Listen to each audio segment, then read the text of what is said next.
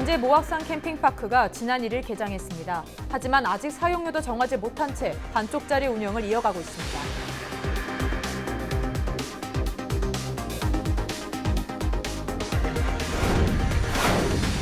정읍시는 2030년 인구가 13만 5천여 명으로 증가할 것이란 계획을 발표했습니다. 하지만 인구는 계속 감소하고 있어 실현 가능성 논란이 일고 있습니다.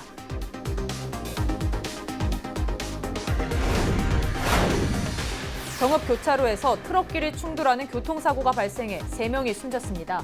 직진하던 운전자가 옆에서 오는 트럭을 보지 못해 사고가 발생한 것으로 알려졌습니다.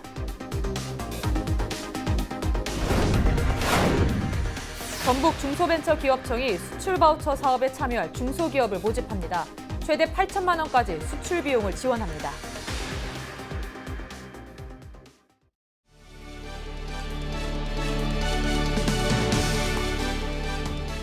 시청자 여러분 안녕하십니까? 헬로티비 뉴스 전북입니다. 첫 소식입니다. 천년사찰 금산사부터 금평저수지를 감상하고 인근 물놀이장까지 즐길 수 있는 김제 모악산 캠핑파크가 지난 1일 개장했습니다. 그런데 아직 사용료도 정하지 못한 채 반쪽짜리 운영을 이어가고 있습니다. 3년 전부터 계획한 사업이지만 도립공원 관련 조례가 통과돼야 완전히 개방될 것으로 보입니다. 정명기 기자입니다. 김제시 모악산 아래에 들어선 캠핑파크입니다. 김제시는 지난 1일 문을 열고 운영을 시작했습니다. 1000제곱미터 부지에 자동차 전용 야영장이 11면, 일반 야영장이 25면 마련됐습니다. 전기와 수도시설을 갖췄고 샤워장 등 편의시설도 지었습니다. 정부 지원을 포함한 김제시 예산 20억 원이 들어갔습니다. 관광진흥법이 정한 기준에 따라 기존 시설을 폐쇄하고 새롭게 조성한 겁니다. 휴가철 휴양 레저 수요를 충족하고 지역경제 활성화에 도움이 될 것으로 기대하고 있습니다. 개장한 뒤 9일 동안 캠핑장 이용객은 25팀. 이번 주말에는 예약이 거의 찼습니다. 그런데 김제 시민과 김제시청 공무원만 무료로 이용하고 있습니다. 아직 캠핑장 사용료도 정하지 못했기 때문입니다. 임시적으로 저희 이제 시민하고 시청 공무원들 상대로 현재 운영 중에 있고요. 전라북도 도립공원 관련 조례 개정이 이루어져야 사용료를 결정할 수 있습니다. 이렇다 보니 본격적인 휴가철이 시작됐지만 평일엔 한산하기 그지없습니다. 화장실과 같은 편의시설은 아예 문을 걸어 잠갔습니다. 야영할 때 가장 필요한 부분 가운데 하나가 그늘인데요. 어린 묘목을 심어놓다 보니 30도가 넘는 불볕더 위에 햇볕을 피할 마땅한 그늘이 없습니다. 그늘이 없어요. 한 2, 3년 있어야 이제 숲이 오고 져야지. 전주와 익산, 정읍 등 인근 도시민이 찾기 가까운 지리적 이점까지 두루 갖추고 있어 캠핑객들의 관심이 높아지고 있다는 김제시. 3년 전부터 계획해 최근 임시 운영을 거쳐 보완까지 마무리했다는 사업은 관련 조례가 개정돼야만 유료로 전환되고 완전히 개방될 예정입니다. 헬로티비 뉴스 정명규입니다. 정읍 교차로에서 트럭끼리 충돌하는 교통사고가 발생해 3명이 숨졌습니다. 9일 오전 6시 44분쯤 정읍시 칠보면 한 교차로에서 A씨가 몰던 1톤 트럭이 B씨의 5톤 트럭을 들이받으며 사고가 발생했습니다. 이 사고로 A씨와 동승한 아내, 마을 주민 등 1톤 트럭에 탑승한 3명이 숨졌고 운전자 B씨는 다리 등을 다쳐 인근 병원으로 옮겨졌습니다. 경찰은 A씨가 전멸 신호에서 교차로를 지나다가 옆에서 오는 B씨의 트럭을 보지 못해 사고가 난 것으로 보고 정확한 사고 경위를 조사하고 있습니다. 전라북도 중소기업청이 전북 지역 중소기업에 최대 8천만 원까지 수출 비용을 지원합니다. 전북 중소벤처기업청은 수출 바우처 사업에 참여할 중소기업을 모집한다고 밝혔습니다. 선정된 기업은 매출액 규모에 따라 3천만 원에서 8천만 원을 바우처로 지급받을 수 있습니다. 지원 분야는 디자인 개발과 국내외 전시회 참가 등 수출에 필요한 5천여 가지 온오프라인 서비스입니다. 최근 정읍시는 2030년 인구가 13만 5천여 명으로 증가할 것이란 계획을 발표했는데요. 정읍시의 인구는 2010년 12만 명 선이 무너진 이후 계속해서 감소하고 있습니다. 게다가 인구 정책만을 전담하는 부서조차 없는 상황입니다. 이진철 기자입니다. 정읍시는 국토교통부에 2030년 정읍도시 기본계획서를 제출했습니다. 자료를 살펴보면 정읍시가 예상한 2030년 정읍시 인구는 13만 5천여 명입니다. 고령화로 자연적 인구는 계속해서 감소한다고 예상했지만 사회적 인구, 즉 외부에서 유입되는 인구는 첨단 산단과 관광 산업을 통해 증가할 것이라고 예상했습니다. 현재 그 첨단 과학 산업단지와 인근에 있는 철도 특화 농공단지 그리고 소성 식품 특화 단지가 있는데요. 이곳에 그 기업 유치를 한다고 하면 약 한 5천여 명의 일자리를 창출할 수 있습니다. 정읍시 인구는 계속 감소하고 있는 상황입니다. 2010년 12만 명 선이 무너진 이후 2018년에는 11만 2천여 명으로 급격하게 인구가 줄었습니다. 정읍시에는 첨단 산단과 세 곳의 산업단지가 있지만 청년들은 일자리를 찾아 대도시로 떠나고 있는 상황입니다. 일자리도 그렇고 학교도 다른 지역에 많으니까 그쪽으로 더 가고 막 학원이나 이런 것도 배울 수 있는 게 종류가 더 도시가 많으니까 문화나 그런 것도 그래서 더 많이 가요. 정읍시는 출산장려 정책과 신혼부부 주택전세자금 대출이자 지원 등 인구 정책을 펼치겠다 밝혔습니다.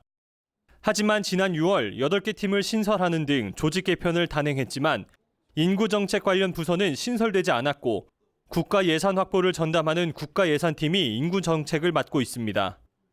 헬로티비 뉴스 이진철입니다.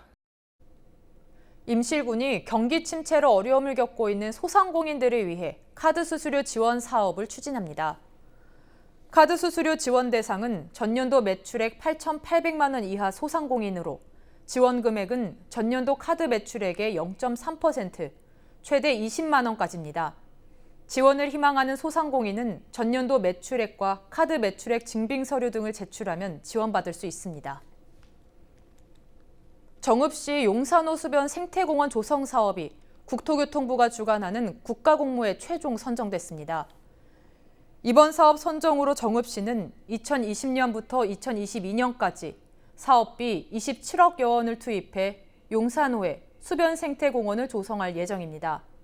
수변 생태공원에는 VR 체험장과 워터스크린, 농산물 판매장과 둘레길이 조성됩니다.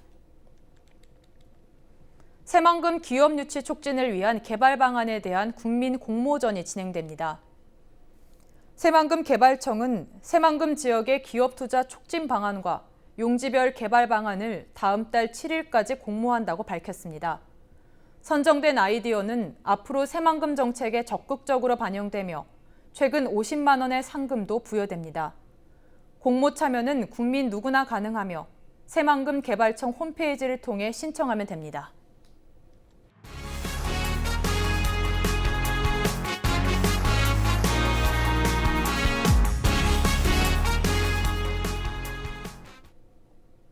남원시가 올여름 폭염 발생을 대비해 시민들과 관광객들을 위한 온도 저감 시설을 설치해 관심을 받고 있습니다.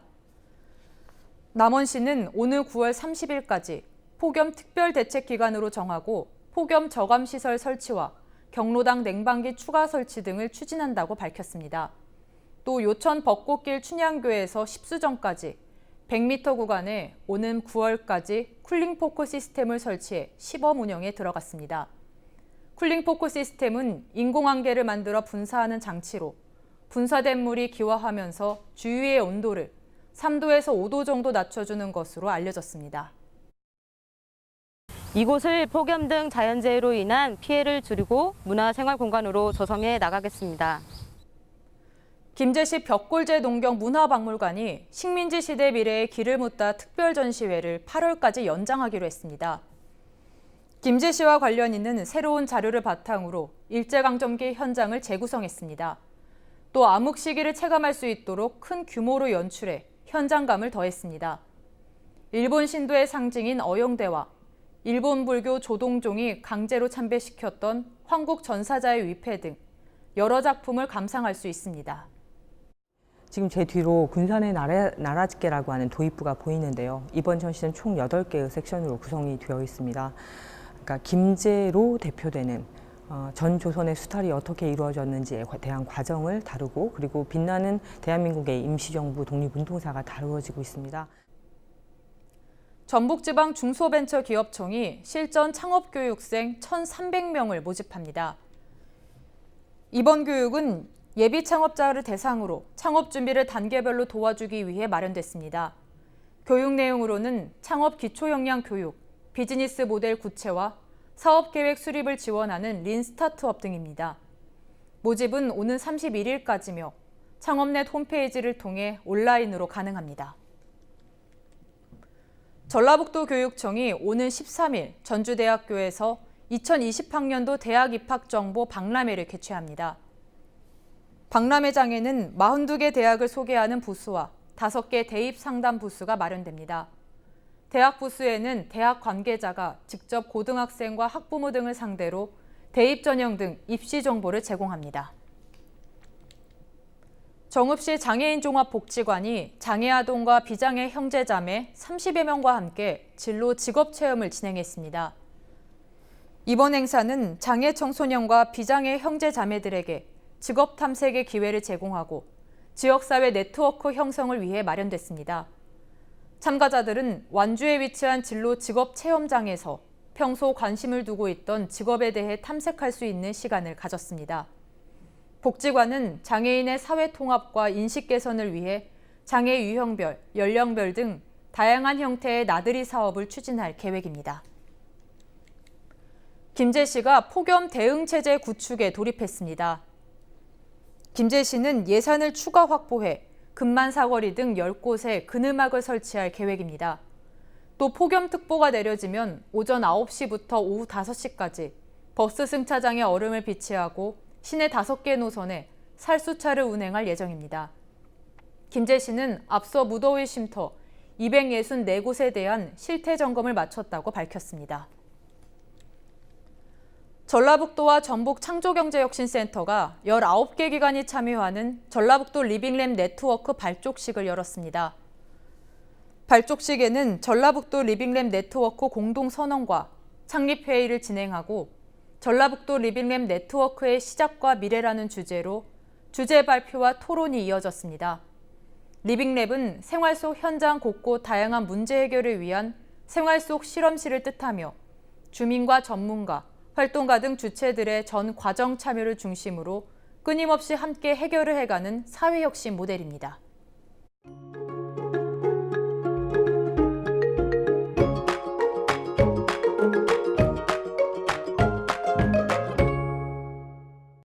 더위를 식혀줄 장맛비가 시원하게 내리겠습니다. 우리 지역 예상되는 비의 양은 10에서 40mm가 되겠습니다. 아침 기온은 20도로 시작해서 한낮에는 26도로 전날보다 낮겠습니다. 비가 오는 지역은 가시거리가 짧아 교통운전에 각별히 유의하시고요. 비로 인한 피해가 없도록 대비를 잘 하셔야겠습니다. 주간 날씨입니다. 수요일과 목요일 사이에는 전국에 장마가 내리면서 더위는 한풀 꺾일 것으로 전망됩니다. 이번 비가 내리고 장마 전선은 물러나겠고요. 주말에는 다시 30도를 넘겠습니다. 바다 날씨입니다. 바다의 물결이 0.5에서 1m로 일겠습니다. 전 해상에 바람이 강하게 불겠습니다. 항해나 조업하시는 분들은 각별히 주의하셔야겠습니다. 전국 날씨입니다. 잠잠했던 장마 전선이 모처럼 북상하면서 비는 새벽 제주를 시작으로 오전에는 남부지방, 오후에는 전국으로 확대되겠습니다. 장맛비가 내리면서 전국 낮 기온은 26도에서 28도 선으로 내려가겠고요. 이후 주말까지도 하늘은 맑겠지만 폭염 수준의 더위는 없겠습니다. 날씨였습니다.